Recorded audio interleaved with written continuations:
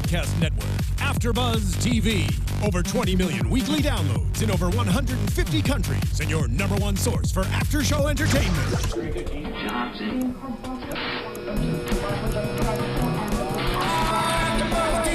AFTERBUZZ TV, the destination for TV superfans. Producing aftershows for over 300 of your favorite TV shows, interviewing celebrities and showrunners, and bringing you behind-the-scenes exclusives. All thanks to E! Entertainment's Maria Menounos, producer Kevin Undergaro, and internet leader Akamai. Now, let the buzz begin! Welcome back, Masters of Sex fans, to another AFTERBUZZ Masters of Sex After Show. This is Season 3, Episode 9, High Anxiety. And with me, as always, Adrian Snow. Hello, everyone. Hope you're doing well. And Quinn Scillian. Hi, guys. So, let's get right into it. Yeah. This is like Bill at his worst. I think Bill needs like a number one worst dad mug. You know how people have like the best dads? He needs number one worst dad. He could be worse. I'm worried that we're going to see him get worse. He's worst dad, worst husband, worst in an extramarital affair. He's the worst in everything. I did think the scene between him and Libby was actually hilarious, that they were sitting complaining about their lovers to each other. Yes. Pretty much. Yep. Yeah, that was a great moment between them. When we first see Bill in this episode, his jealousy of Dan Logan has hit the point that he can't get in touch with Virginia. So I'll just let myself into her house and wait here creepily in the dark for her to get home. That's creepy. And he is like desperate and sweaty and just a total mess. And I'm almost surprised that he hasn't like caught them in the act yet. You know what I mean? Because they're hooking up a lot. I mean, they're obviously being good about it, but I'm just saying he's letting himself in. He's he's really keeping an eye out. Because he kind of knows. He kind of knows. There was a detail I don't think we talked about last week that somebody pointed out to me, that at the end of the episode, because he has the key, he is about to use it and doesn't, probably because he doesn't want to walk in on this. Like that would be all his worst fears realized. He doesn't want to see. Actually having to see it would be different than kind of thinking. You think he realized even then? Because it seems like a month has passed since the previous episode. Yeah. Because not only is 2 months actually. Was it 2 months? Because he said they said Paul he's been doing just fine for 2 months, like as far as eating. But do you guys think that Bill would be equally as jealous, just that he is taking up all of her her work attention, as he would with knowing that he's taking up also all of her sexual attention too? I think Bill is equally annoyed that he's taking Virginia away from the studies he wants to do and stuff like that. He wants Virginia to himself in every way possible. In every way. So that's what I'm saying. Even if he didn't know that they were romantic with each other, the jealousy about having her be more interested in his scent study than his surrogacy program is driving him crazy. Well, he did go behind her back, and it wasn't like he even said, I don't think your objections are valid. So he was like, I don't think you're Bill's gonna do whatever valid. the fuck he wants to do, so as per usual. Yeah, it's kind of one of those things where it's like, well, why would she then want to take his program seriously if he's not going to take her objections seriously? And so she's going to work with a person who respects her. There was a conversation like that at some point where she's like, I've never put my foot down like that. You know what I mean? So and it's clearly all because of them both. By the way, both. But she said, both of our names are on that door. Yeah. You know what I mean? Mm-hmm. And to be fair to the surrogacy program, which we'll get into more detail, I do think there needs to. The problem is, and she has the line the suffering male, and I think that's the problem, that it's too focused on males. But the idea of the program, I think in itself, Virginia might be being too hard on in a way. Well, I don't know. I do see where she's coming from with the fact that it's unintentional. Unintentional. Wait, what? I said hard on. Hard on. Yeah. I do think that her scruples in terms of the it's really hard to judge how it's a little too what is the word I'm looking for? Well, look, as we see. I'm saying that like it's too unpredictable. That's what I'm looking for, and with that stuff, I get it is an unpredictable. There are a lot of variables. A lot of variables. Well, I will say seeing the surrogacy program in action made me uncomfortable, and I actually was like, I would feel more comfortable if they were getting paid for this. Like that just kind of like shot through my head. Also because it seemed like when it came time for them to do like get him to non-sexual touching. Non-sexual touching. He immediately wanted to jump to sexual touching, and then it made me kind of question like the validity of this man's sexual dysfunction. Like, you know what? I was let's just get into the surrogacy program since we're talking about it. And it was interesting that scene. I believe the guy's name was Jack. I wrote down when Nora's with him. At first, I didn't know whether this was just this guy kind of scamming in a way, like this is like some like him thinking it's almost just like prostitution or something like that. But then because he was so persistent, and that was what was so uncomfortable. He kept, but she's touching his chest. He was just like so desperate for her to. Here's my question about that. You know, Bill was so nervous that, you know, she did end up touching him sexually and everything like that. He was so nervous about, like, you could have ruined the rest of his development from here. But, like, my question is, what would be worse? Her doing that and touching him sexually in that way, or Bill interrupting? Why wouldn't he stop? Well, what would have been a worse outcome? Because he's like, you could have ruined everything. It's like, then if the stakes were that high, you should have walked in the room and put an end to it. See, but then wouldn't that? I think that might end up being worse because it really interferes with the intimacy of the situation. I mean, I don't know. I'm like, what is? It's like, you know. I mean, look, Virginia's argument is like a lot of these people aren't going to be properly trained, aren't going to be properly. We don't really know so much about them. And that was kind of proven right in this with Nora. Nora shouldn't have. I don't put all this on Nora, obviously, but she shouldn't have, I guess, done what she did. But I also understand why she did what she did. She's just like so bright-eyed and bushy-tailed about the whole thing. You know what I mean? I just feel like she is, and she wants obviously so desperately to be good at whatever this, you know, at this. Yeah. And so, you know, she just didn't. I don't know. I really think that she just didn't know what to do. I think a lot of the issues that a lot of the surrogates come with their own baggage, as we find out. And they're not like, it's not in a vacuum, you know what I mean? You don't have like these zeros. You don't have that. No, and that's with anyone, but it's also something along, you know, the fact that they are not married couples or they're not people who are in relationships. There isn't that built-in understanding of already having like that past history of understanding like, okay, well, when this person acts this way, that's coming from this, and I know that because I'm their husband or their wife. So when Nora admits to the reason why she agreed to touch that man, because it comes from just like this systemic abuse that she's grown up with, which was heavy, like, whoa, Nora. That's not understandable because everyone's going to come into any type of sexual interaction with their baggage. So I just think that's something that Virginia would take into consideration that Bill has not. That's true. Yeah. That is true, and that's why they need to be involved with everything together more. I bet you Bill wishes he was more involved in the Scent program at this point. Speaking of that guy Jack and that scene, though, by the end of it, though, at least I felt like it was genuine. It was genuine. It wasn't him trying to like game the surrogacy program. I did. So. I don't know. I was incredibly uncomfortable that whole scene because it was set up in a way where I was like, something's gonna go wrong. Something's gonna go wrong. What's gonna go? Like I didn't think like maybe he would act aggressively. I thought that too. I thought. Plus, it was such an older man and a younger girl. Yeah. And I mean, I got to admit, also, just for me, it kind of threw me because it's Beth from The Walking Dead. It's Beth, and she was like so young in that show. And it's, I mean, I bring that, but I think that maybe is a brilliant thing with the casting here.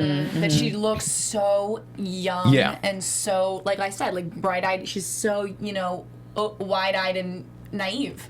And then the other thing I kept wondering about Nora was, is she looking at Bill? And we talked about this a little bit last week. Remember, I said I wondered if she had some kind of MO. Yeah. And watching this, I still wasn't sure, like, is it a father figure thing? Is it that she has a crush on him? Turns out it's a little bit of both. Yeah. So we have a little bit of Freudianism happening. She tells this story about her father, and it's a great scene between them because it explains a lot about why she felt like her father was always demanding and stuff like that, and he was physically abusive, and she felt like she had to do this for the man. But then later we see in a more quiet moment between her and Bill, where they're eating Chinese food. I thought this was a great looking scene also, by the way. I wanted to say the lighting, everything in that scene was really awesome. Sitting on the steps at the office there. Eating the Chinese food, really cool. And she basically says, "Oh yeah, no, I felt drawn to you when you were mad at me, in the same way I was drawn to my father or all these abusive boyfriends and it was I've funny had." because Bill was kind of like, "Oh, well, good thing you know not to do that anymore."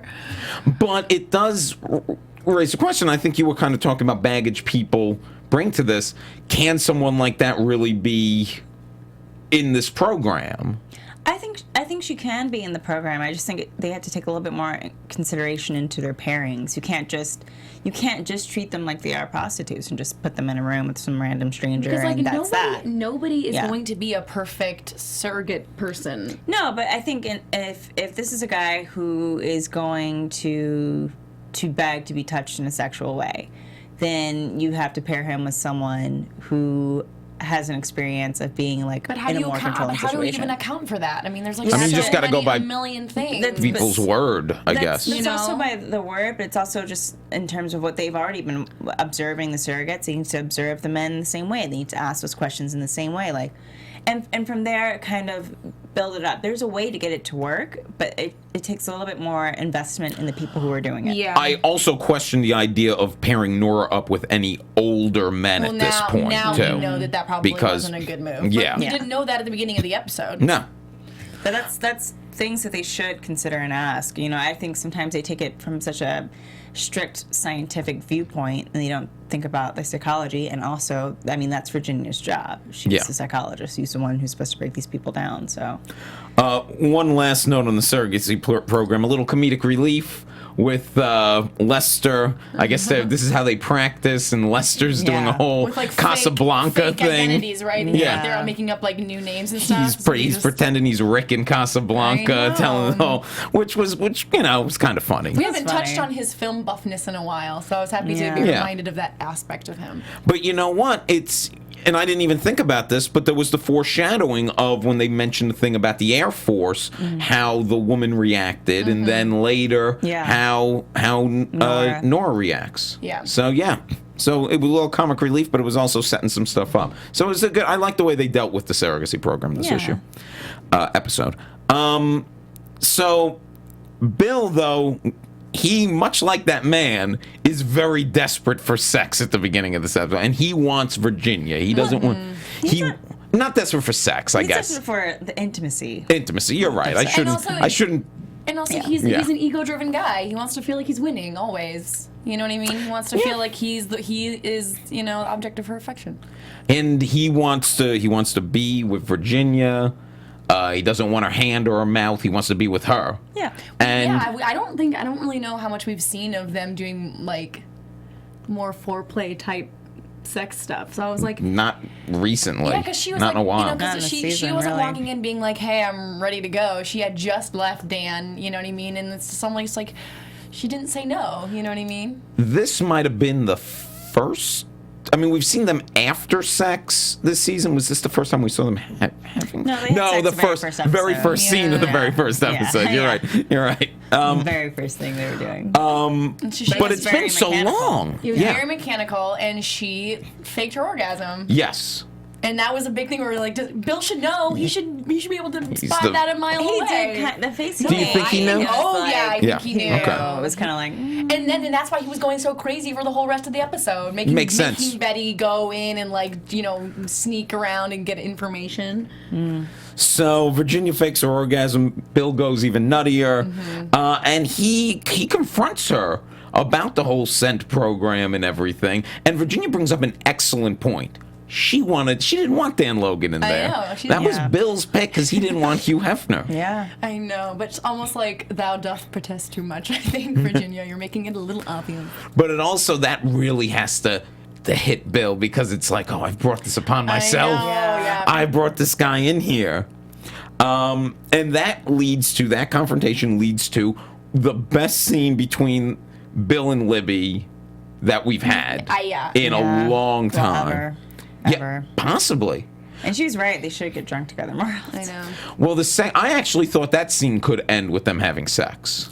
I actually did, because they were these two people they're on such these like islands right now. They weren't with the lovers they wanted to be with, and I thought it might bring them together, but instead... Bill was shit-faced, though. I don't think he could have... That's the only reason why I thought he would, actually. Because he was so drunk. I think for Bill, that's not even a thought anymore, which is kind of sad, but to have sex with Libby is something that he couldn't even fathom. In the way that Libby was for that entire scene, she was giggling and laughing, and it was like heavy shit, and you're like, that's how far removed she is from all of this. It doesn't even have the gravitas that we think it needs to have, because this has been years and years of them now just living these separate lives in the same house. And what Bill then says about the marriage, like if you look back, he says, we tried our best. Yeah. He's already given up on this man. It's done. We're not trying our best. The question was, what would you say if you were at the end of your life? Mm-hmm. Yeah. And he said, we tried our best.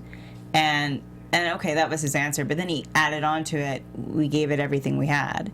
And then for me, that was the moment where I was like, oh, he's not talking like on his deathbed. He's saying like right now, we gave it everything we had. Yeah. It's pretty much over. Yeah. I mean, it's the first real acknowledgement we all know it. We know they know. It was the first time anyone verbalized this, which I thought was important for them to finally say this. And also, every single time I think that Libby has these kind of these like very obvious conversations with Bill that are shrouded, in all of these other kind of, I don't know. But I think that pushes her more and more towards, like, hooking up with Paul and moving on and eventually having, like, the separate life or whatever, you know what I mean? I think every single time she has these conversations where it's, like, more and more obvious that her and Bill... It's just that he doesn't care, you know what I mean? And so I think that pushed her to Paul along with the jealousy from Stephanie and everything like that. But like, I think that's another one of those kind of forcing factors we keep talking about when Libby's eventually going to make her exit. I still say I can't, and I mean I don't know the timeline exactly in real life, but I feel like the show's taken enough liberties anyway.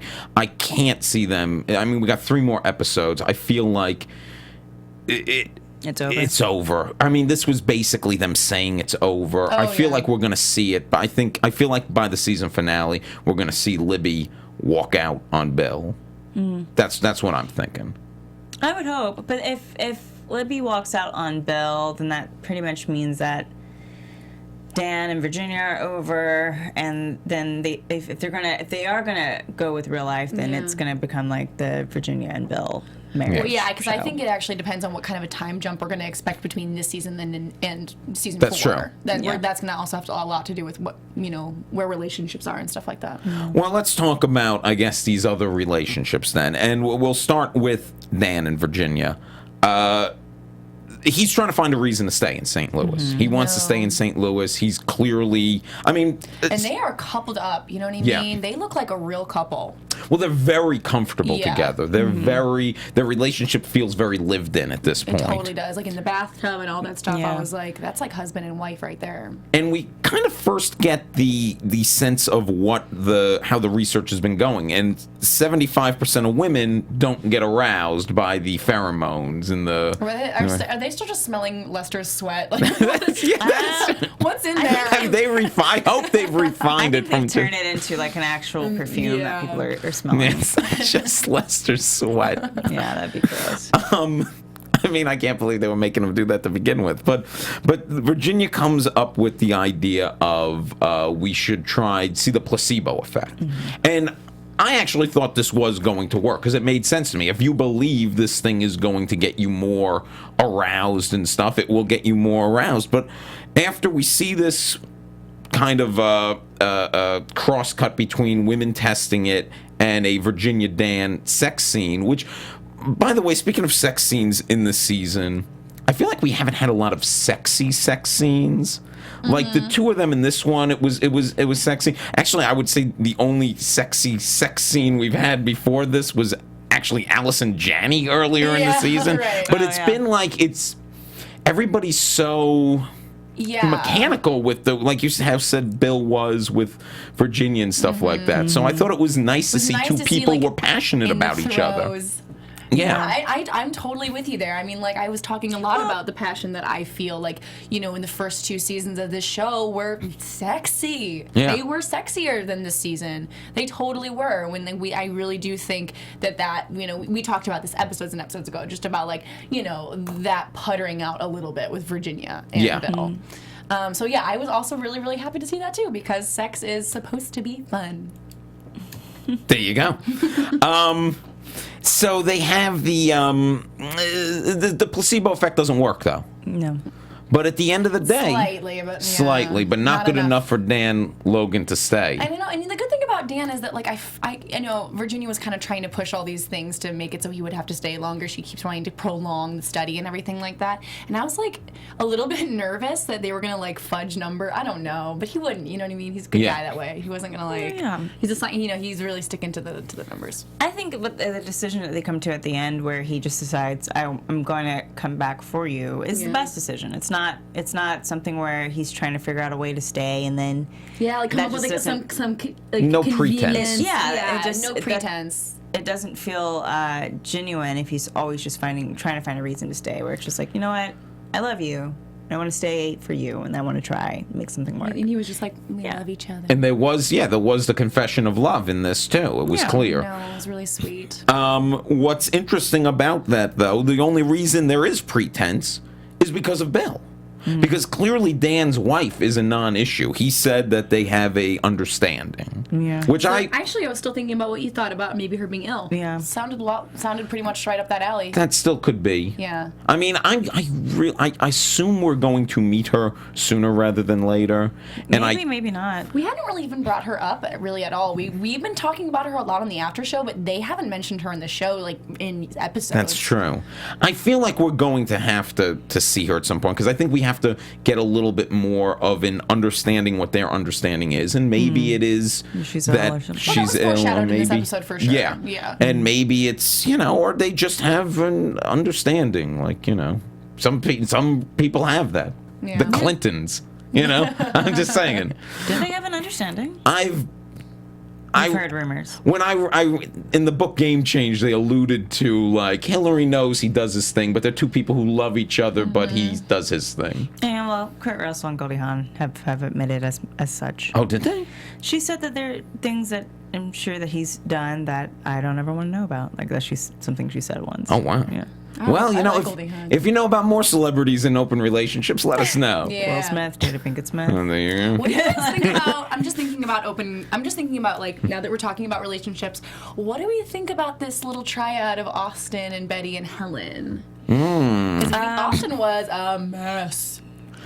Austin, hilarious. Yeah, let's talk about Austin here. Well, Austin, Teddy Sears, is not going to be in the show for much longer because he's going over to, or maybe he will, but he's playing. Like what show? I'll follow him anywhere. He's on. Is it like the Flash? Yeah, the Flash. So he's going to be playing. Oh, I can't think of the name. The first Flash. I can't think of the name right now. To be fair, he hasn't really done. He hasn't been on the show all that much this season anyway, so he could probably do double duty. A lot of people. Because actually, when he came back, we were all like, "Oh yeah, Austin." I had missed him. He'd been happy to see him, but it wasn't like we were like going every day being like, "Where's Austin?"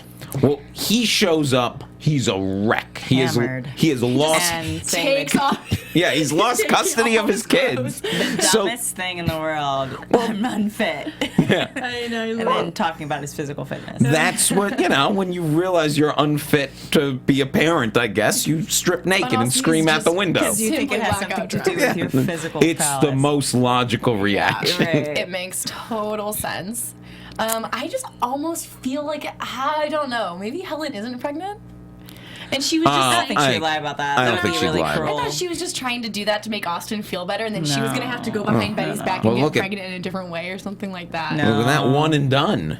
I know. That's all it took. That's like that movie Saved. Have you guys seen that movie? Oh, yeah. Yeah, one and done.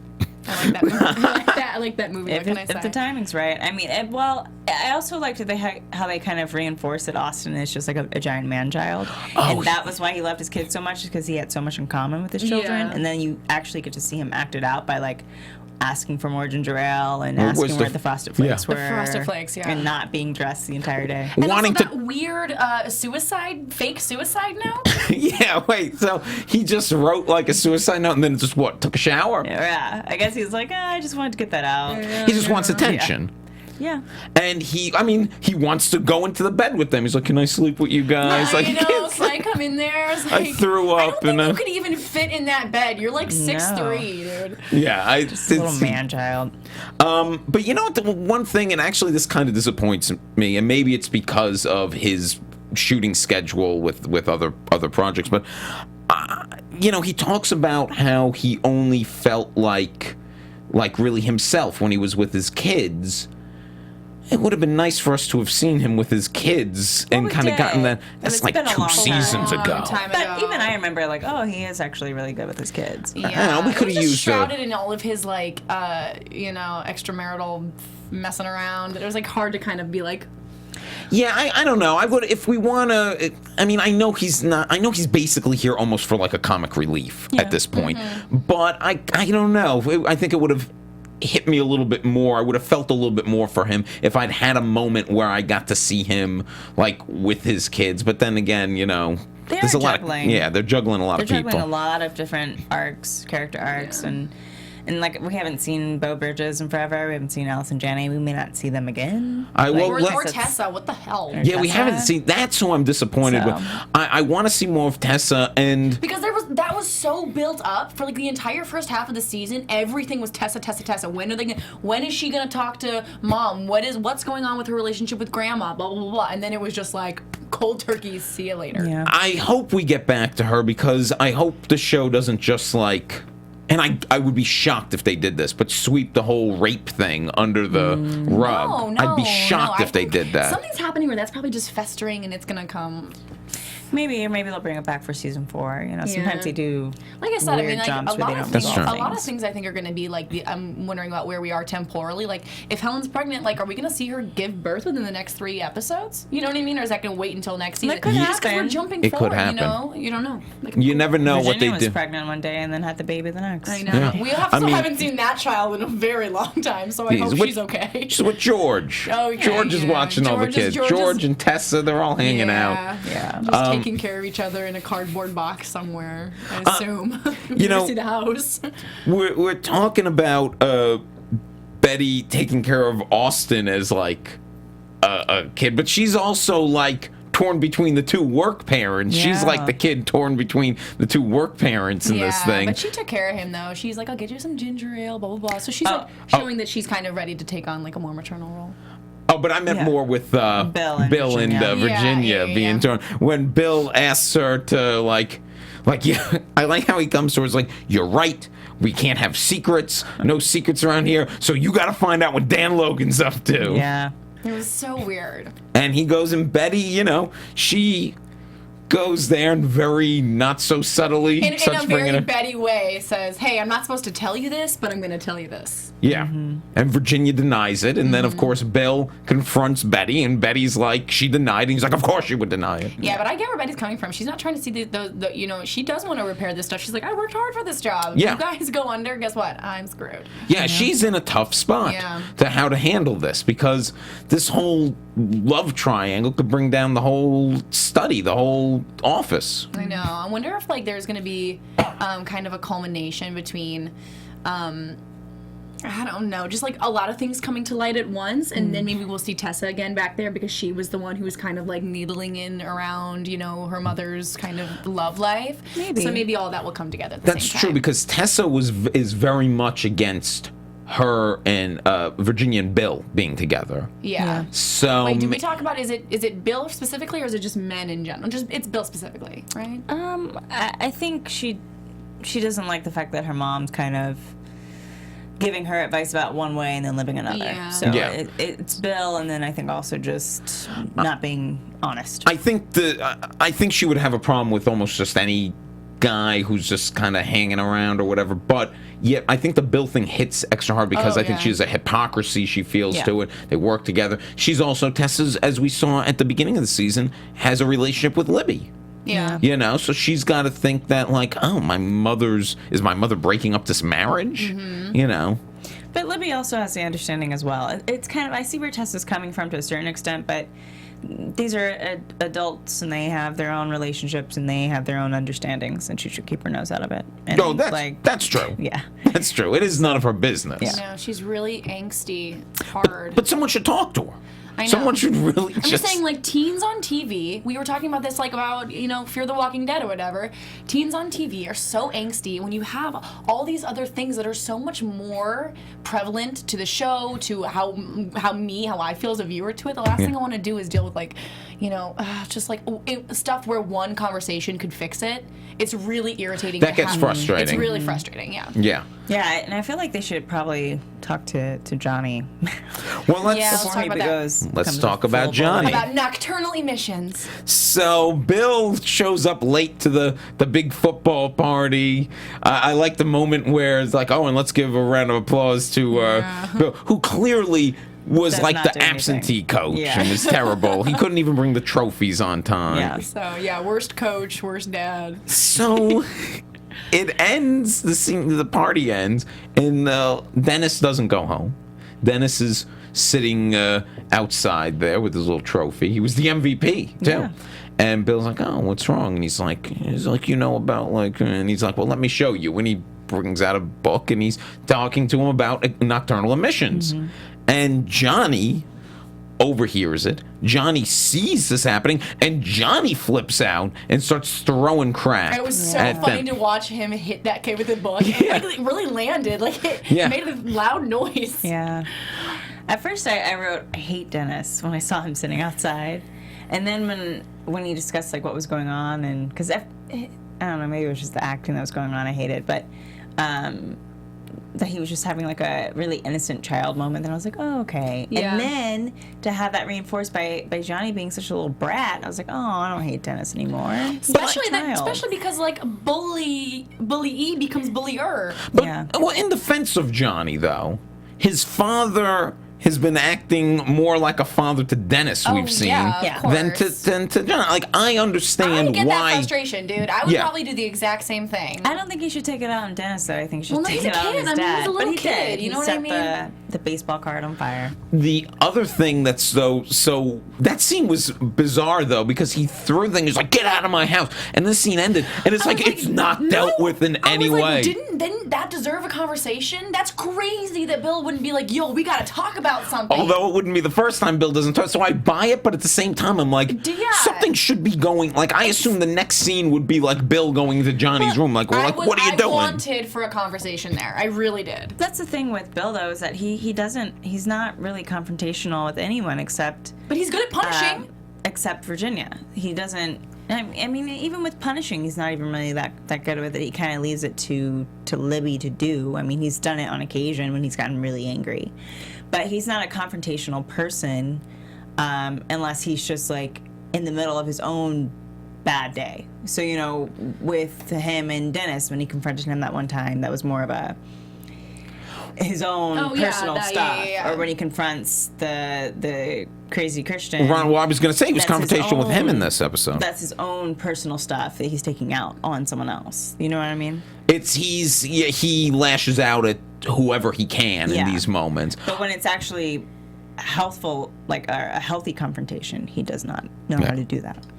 Well, it doesn't end there with Johnny and Dennis, and maybe Bill really should have talked to him because Johnny decides to push the issue further, and you saw this coming from a mile away. Johnny's sitting there, watching Dennis talk to these girls, and then he walks over and he's like, "Hey, did he?" Puts his ass on blast. He comes out and he goes, "Well, I thought he might have been talking about how he doesn't know how his penis works, or something like that." Is what he says. His penis is broken. Penis is broken, and the girl's like, and of course Dennis is mortified To the point he doesn't even. I actually wondered if Dennis was going to, but I think to do something, lash out in some violent way since he was the bully.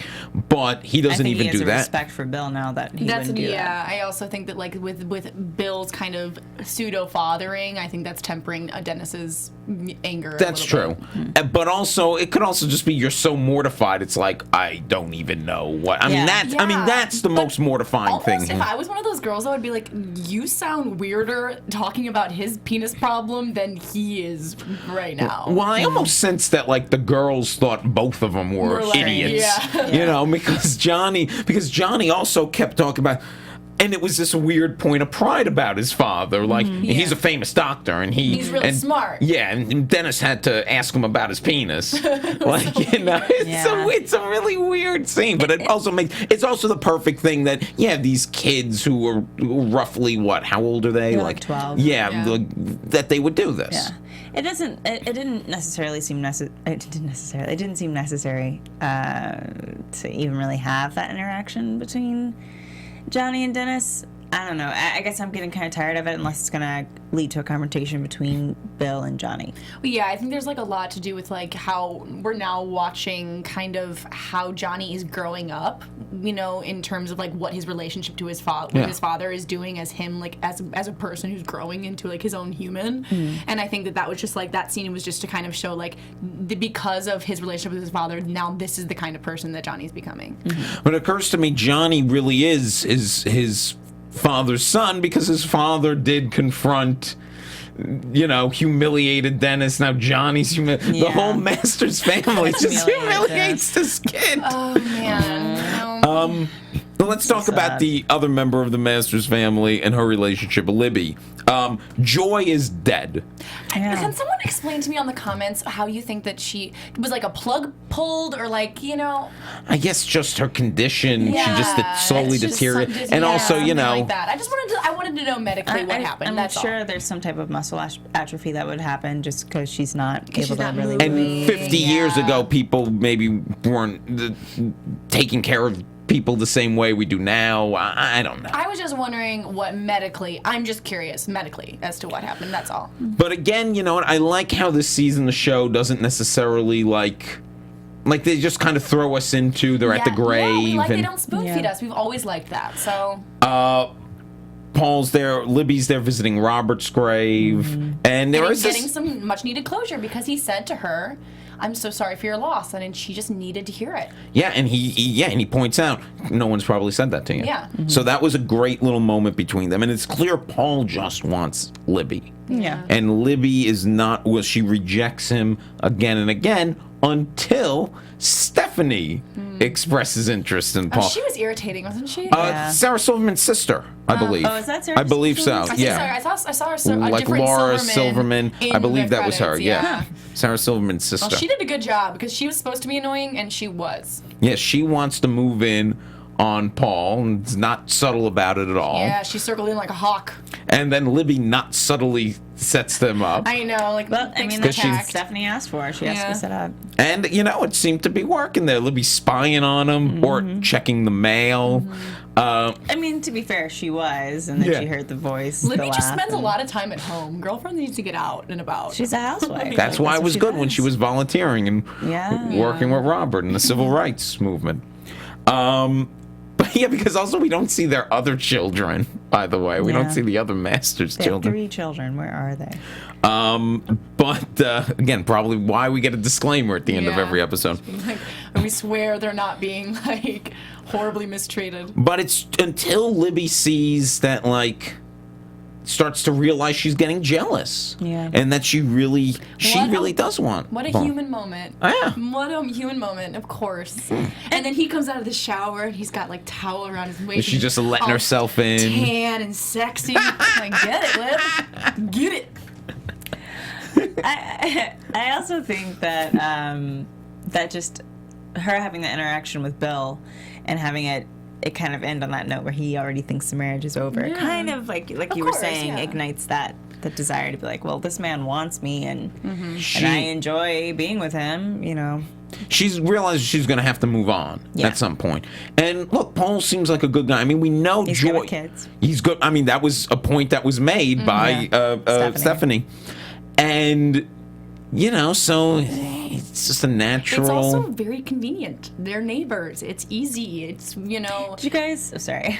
On a side note, has anyone read or heard about Modern Romance by? I just started reading it, and the first chapter talks about. Well, if you want to say, no, yeah, the first chapter talks about how, like, in the beginning, like coupling, or not coupling in the beginning, but back in the 50s. In the beginning, there was it the was- Earth and the Moon, or But some even shit. that, like, you know, the whole idea of coupling came from just convenience. Like, this person lives across the street from me. This person lives in my building. This person is my neighbor. So In my it class, in my whatever. Makes, it makes total sense that. yeah, she he would shows find the book shows a lot of Paul. research that back in the day, people ended up marrying people who just lived in their building. Yeah. And now people are meeting people all around. Everywhere. It's This book is destroyed dating. Sorry. well, Yeah, I but really you know wanna what? Part read of it says because now people, unlike back in the day, now people look for like actual romantic love, like somebody that they actually. Before there were other factors in it, Yeah. and you know it's a weird thing because that's better. I want to marry somebody I love, People but were there's just getting together so much younger back then.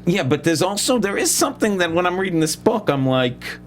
Seems so easy. Yeah, it's just dating is such a nightmare, and this would have been so much easier. That's why a lot of the convenience thing is because we were having a lot of talks about the staying power between Libby and Paul. We weren't really sure if they were going to stay together, if it was just going to be whatever, because she obviously didn't seem very into it, so we weren't really sure. So that's why I was wondering, I was like, is this going to be something that's going to keep going, or is this just like her moving on because it's convenient and now he's just a stepping stone to something else? I think she enjoys Paul. I also still think she's very much of that time where he is good to kids and he seems like he would treat her right, but he might end up being boring. I mean, that was She Joy's called him problem. smart and nice. That's how she described him.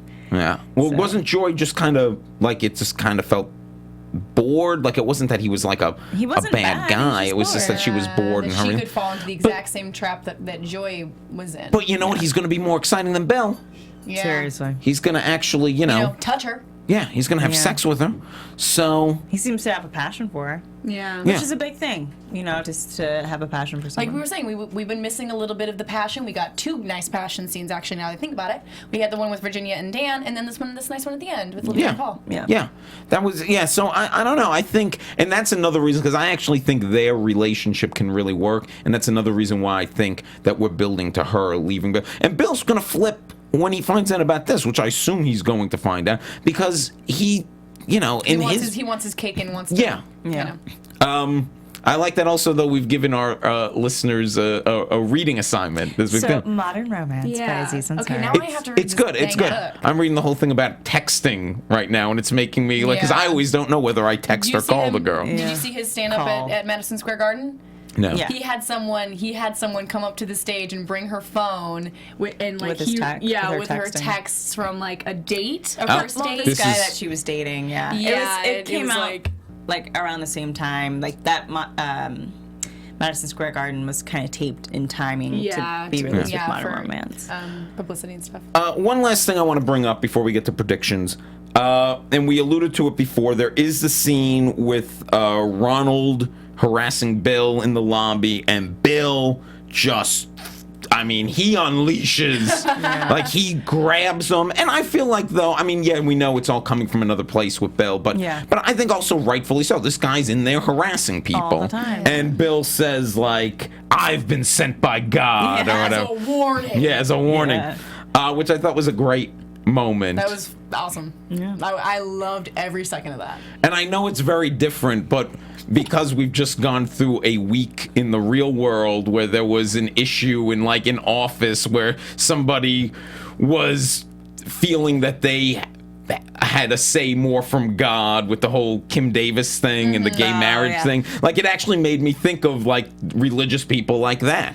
Yeah. And that scene kind of hit me in that way because he reminded me the way he was talking about how he knew what was moral and right and God and judging. It made me think about the Kim Davis thing this week. So I thought it was a good scene, and I was happy to see this guy kind of kind of get it. Get his, Yeah. And maybe we'll be done with him. I don't know. I think he's gonna be I come think back so. around. Well, maybe we'll talk Predictions? about that in predictions. Yeah. Predictions. I'm predicting. AfterBuzz we're gonna do TV predictions. predictions. Wow, that was No wow. fancy lights. No fucking. Come on. that? Steven. That was One more time. AfterBuzz predictions. And now, your AfterBuzz TV. There we go.